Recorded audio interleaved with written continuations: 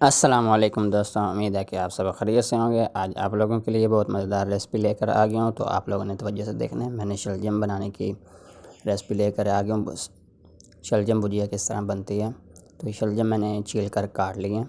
इस तरह पतले पतले स्लाइस में काटेंगे।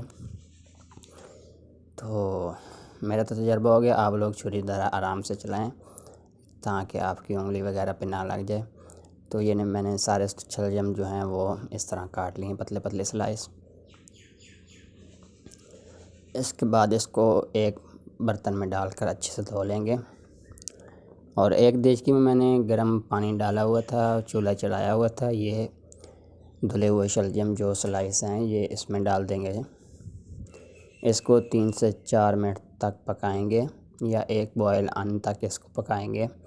ये थोड़े कड़वे होते हैं तो उसका जो कड़वा पानी है वो निकाल देंगे हम। कुछ लोग चीनी ऐड करते हैं, वो भी सही है, लेकिन मैं इसको बॉईल करने के बाद ही पकाता हूँ, तो बहुत मज़ेदार इसका ज़ायका बनता है। तो वापस उसी देचकी में मैंने ऑयल डालने के बाद एक प्याज चॉप की हुई थी वो मैंने डाल दी है। इस स्टेज पे आके लहसुन अदरक का पेस्ट डाल देंगे। तो इन प्याज़ों को आपने ब्राउन ज़्यादा नहीं करना, सब्ज़ी का कलर जो है वो ख़राब हो जाता है। ये मेरे पास 1.5 टमाटर था, वो डाल दिया कटा हुआ। तो ये नमक मिर्च हल्दी डाल दिया। नमक और मिर्चें जो है वो अपने हिसाब से आप डालें, कम ज़्यादा कर सकते हैं, कोई मुश्किल बात नहीं है। तो ढक्कन देकर 10 मिनट तक रखा। 10 मिनट के बाद ये बॉयल शलजम जो है इसमें डाल देंगे। तो इसको अच्छे से कर लेते हैं मिक्स करने के बाद आप लोगों ने वीडियो स्किप ज़रा भी नहीं करनी, आगे जाकर और मिसाले डलेंगे, आप लोगों ने बिल्कुल छोड़ कर जाना नहीं है। तो इसको मिक्स करने के बाद ऊपर दे देंगे ढक्कन। 10 से 15 मिनट जो है इसको दम वाली फ्लेम पे रखेंगे। शलजम में पानी डालने की ज़रूरत नहीं है, शलजम खुद ही गल जाएंगे।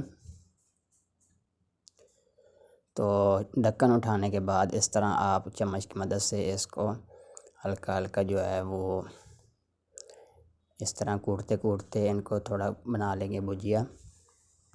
थोड़े शलजम सख्त थे, मैंने फिर ढक्कन दे दिया था। तो उसके बाद फिर ढक्कन उठाएंगे, फिर इनको थोड़ा मिक्स करने के बाद इस तरह ऊपर से कूट लेंगे। कूटने के बाद ये जो पीसेस हैं ये ख़त्म हो जाएंगे।